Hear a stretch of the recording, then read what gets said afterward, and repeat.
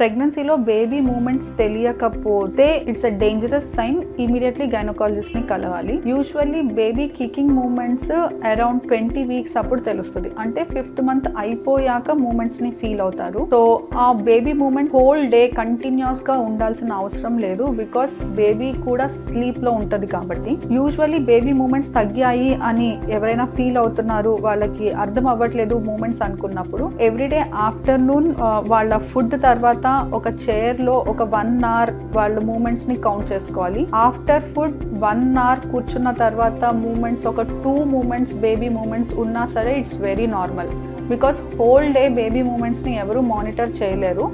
After food ఒక 1 hour 2 moments is fine, అది good.